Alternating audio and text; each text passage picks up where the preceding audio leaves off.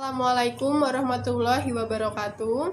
Perkenalkan, kami dari kelompok 3 yang beranggotakan pertama saya Dian Meliniawati, yang kedua ada Sugiyarti, yang ketiga ada Vivi Andriani, dan yang terakhir ada Dewi Setiawati. Pada kesempatan kali ini, kami akan mempresentasikan hasil diskusi kami, yaitu mengenai landasan hukum zakat dan pengelolaan zakat, hukum Islam, dan hukum positif. Landasan hukum zakat, yang pertama ada ayat-ayat Al-Quran tentang zakat. 1.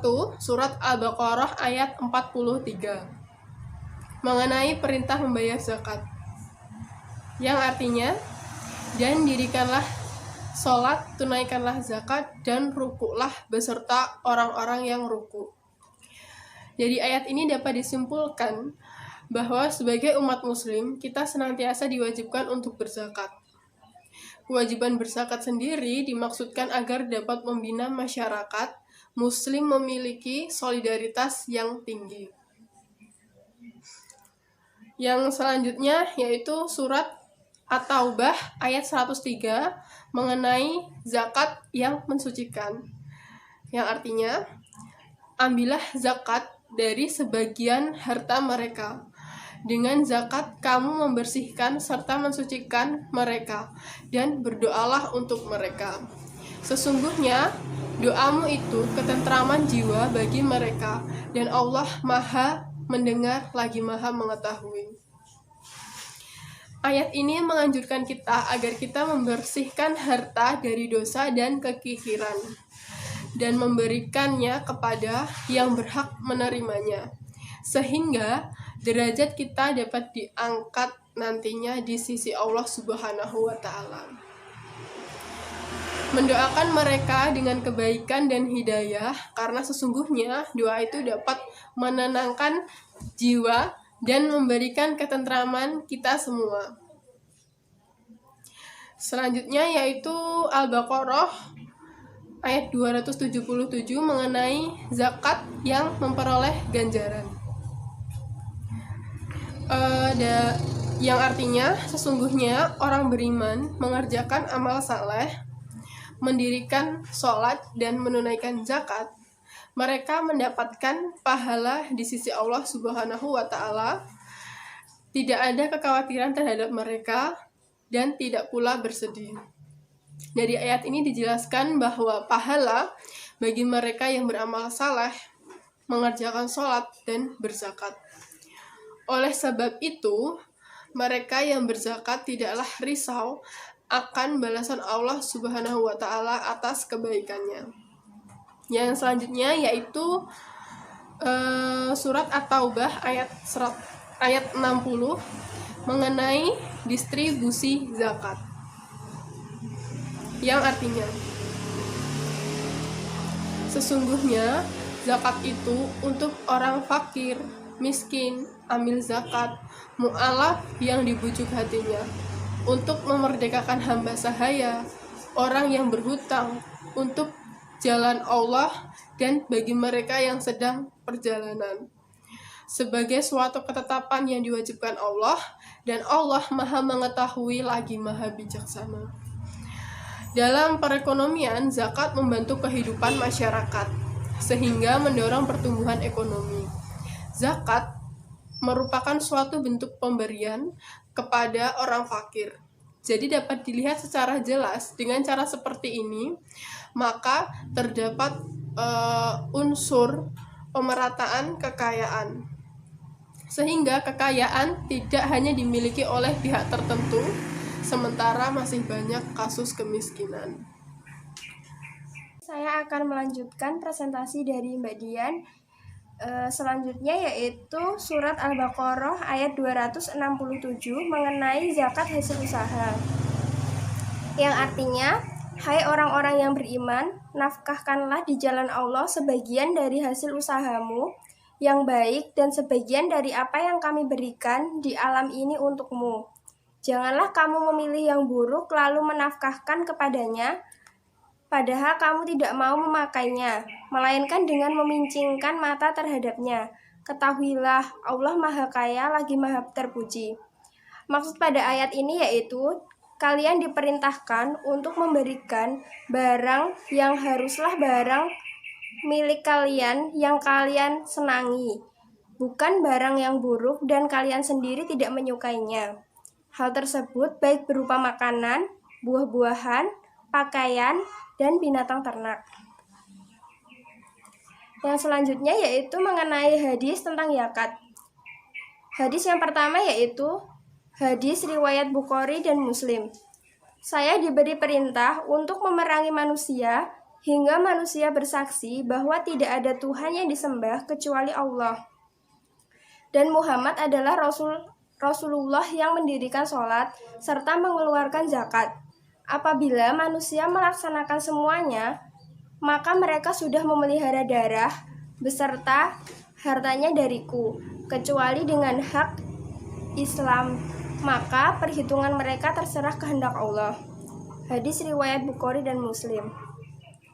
Hadis yang kedua yaitu pada tanaman yang dialiri oleh air irigasi serta air hujan, zakatnya 10%. Sedangkan pada tanaman yang dialiri dengan kincir, zakatnya setengah usyur atau 5%. Hadis riwayat Ahmad dan Muslim. Untuk hadis yang ketiga yaitu barang siapa yang tidak mempunyai selain 4 ekor unta, maka tidak wajib berzakat, kecuali jika mereka rela bersedekah. Jika telah sampai 5 ekor unta, maka wajib mengeluarkan zakat dengan seekor anak kambing. Hadis ini merupakan hadis riwayat Bukhari dan Anas. Selanjutnya yaitu hadis mengenai nisab hewan ternak, yaitu nisab ternak kambing yang digembala jika ada 40 ekor hingga 120 ekor, zakatnya 1 anak kambing. Jika lebih 120 sampai 200 ekor, zakatnya 2 ekor kambing. Jika lebih dari 200 sampai 300 ekor, zakatnya 3 ekor kambing. Jika telah lebih dari 300 ekor, maka tiap 100 ekor zakatnya adalah 1 ekor kambing. Hadis ini merupakan hadis riwayat dari Bukhari dan Anas. Kemudian yang selanjutnya yaitu landasan hukum positif tentang zakat. Terdapat pada perlakuan akuntansi atau PSAK nomor 109. Dasar akuntansi zakat sudah termuat dalam PSAK nomor 109 dengan ruang lingkup amil yang menerima dan menyalurkan zakat serta infak atau sedekah. PSAK wajib diterapkan oleh amil yang mendapat izin dari regulator ataupun amil yang tidak mendapatkan izin dari PSAK ini. PSAK nomor 109 merujuk kepada fatwa MUI, yakni yang pertama yaitu fatwa MUI nomor 8 tahun 2011 tentang amil zakat yang menjelaskan kriteria dana, syarat, tugas amil, dan pembebanan biaya operasional dalam kegiatan amil zakat yang bisa diambil dari bagian amil atau fisabilillah dalam batasan yang wajar. Baik, saya akan melanjutkan materi dari Mbak Gerti mengenai landasan hukum positif tentang zakat, yaitu Fatwa MUI nomor 13 tahun 2011 tentang hukum zakat atas harta haram, yang mana zakat itu harus ditunaikan dari harta yang halal maupun dari mana diperolehnya. Kemudian Fatwa MUI nomor 14 tahun 2011 tentang penyaluran harta zakat dalam bentuk aset kelolaan. Aset kelolaan merupakan sarana prasarana yang diadakan dari harta zakat dan secara fisik terdapat pada pengelolaan sebagai wakil mustahik. Sementara manfaatnya ditujukan bagi mustahik. Apabila digunakan oleh orang yang bukan mustahik, maka harus membayar atas manfaat yang digunakan serta diakui sebagai dana kebajikan oleh amil. Lanjut, Fatwa MUI nomor 15 tahun 2011 tentang penarikan, pemeliharaan, dan penyaluran harta zakat. Di sini, tugas amil zakat yaitu melakukan penghimpunan, pemeliharaan, dan penyaluran segala hal yang berkaitan dengan zakat. Jika penyaluran zakat oleh amil tidak secara langsung kepada si mustahiq, maka tugas si amil ini dianggap sudah selesai pada saat si mustahiq menerima dana zakat. Amil juga harus mengelola zakat sesuai prinsip-prinsip syariah, serta tata kelolanya juga harus baik. Penyaluran dana zakat muqayyadah jika memerlukan tambahan biaya, maka dapat dibebankan kepada muzaki. Lanjut, mengenai pengelolaan zakat, praktik pengelolaan zakat oleh organisasi pengelola zakat atau OPZ. Pengelolaan zakat memiliki tujuan, yaitu meningkatkan pelayanan untuk masyarakat dalam menjalankan kewajiban berzakat sesuai dengan ajaran agama Islam. Kemudian, meningkatkan fungsi dan juga peran instrumen agama sebagai upaya untuk mewujudkan kesejahteraan serta keadilan sosial. Yang terakhir, mengoptimalkan hasil dan daya guna dari zakat itu sendiri. Lanjut, tentang perencanaan program dari organisasi pengelola zakat. Manfaat perencanaan bagi OPZ itu sendiri, perencanaan menyediakan tolok ukur yang jelas sehingga berguna untuk memudahkan organisasi pengelola zakat dalam kegiatannya supaya bisa berjalan dengan efektif dan efisien. Kemudian sebagai alat pengendalian dalam pelaksanaan kegiatan agar bisa dilakukan koreksi terhadap penyimpangan-penyimpangan yang timbul sejak dini. Kemudian, untuk menghindari adanya kegiatan pertumbuhan dan perubahan yang tidak terkendali, yang tidak memberikan nilai tambah bagi pencapaian tujuan organisasi pengelola zakat. Lanjut pada tahap-tahap penyusunan perencanaan, yang pertama kita bisa merumuskan visi, misi, dan tujuan, lalu memahami kondisi terkini dulu, untuk kemudian mempertimbangkan faktor pendukung serta penghambat dari tercapainya tujuan itu. Dan yang terakhir, baru kita bisa menyusun rencana kegiatan untuk mencapai dari tujuan.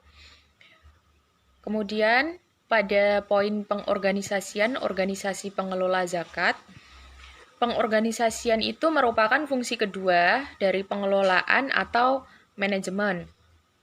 Nah, di proses ini, OPZ melakukan proses penyusunan struktur organisasi yang berdasarkan pada analisis tujuan, aktivitas yang dilakukan, serta lingkungan organisasi pengelola zakat.